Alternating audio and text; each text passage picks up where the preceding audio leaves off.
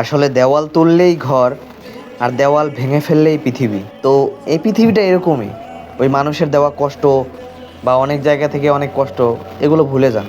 আমিও ইদানিং খুব ডিপ্রেশনে ছিলাম।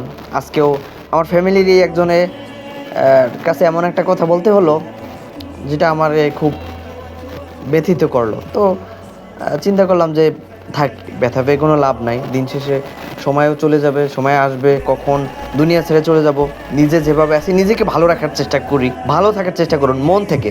মানে আমরা সবভাবে ভালো দেখছি, ভালো পৃথিবীটা সুন্দর, ওইটা ভালো থাকে না। ভালো থাকা ভিতরে, এই ভিতরটা যে আপনার জ্বলতেছে, ভিতরে কেমন কেমন লাগতেছে, অশান্তি লাগতেছে, মানে ভিতরের ব্যথাটা, যেই ব্যথাটা আপনাকে ঘুমাতে দেয় না, ভিতরের ব্যথাটা, যেই ব্যথাটা আপনাকে কোনো কাজে মনোযোগ দিতে দেয় না, ভিতরের ব্যথাটা, যেই ব্যথার কারণে আপনার পড়াশোনায় মনোযোগ আসে না, ভিতরের ব্যথাটা, যেই ব্যথার কারণে আপনি কমফোর্ট থাকতে পারছেন না, ভুলে যান আসলে। কারণ দেখলাম যে চিন্তা করলেও, কষ্ট পাইলেও, ব্যথিত হলেও সময় চলে যাবে, না হলেও চলে যাবে।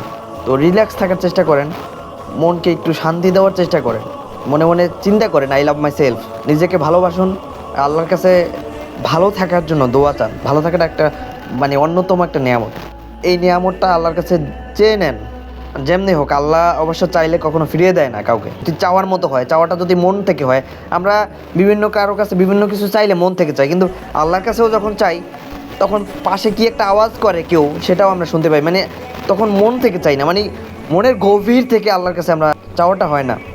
যার কারণে কেউ একটা কিছু কইলে মানুষ কথা শুনিয়ে কাঁদাতেও পারে, কিন্তু আল্লাহর সাথে আমরা কথা বলে কাঁদি না, কারণ মন থেকে আসে না। তো মনের গভীর থেকে, খুব গভীর থেকে আনার চেষ্টা করুন। ভালো থাকুন, অনেক দোয়া, ভালোবাসা এবং শুভকামনা রইল। আসসালামু আলাইকুম।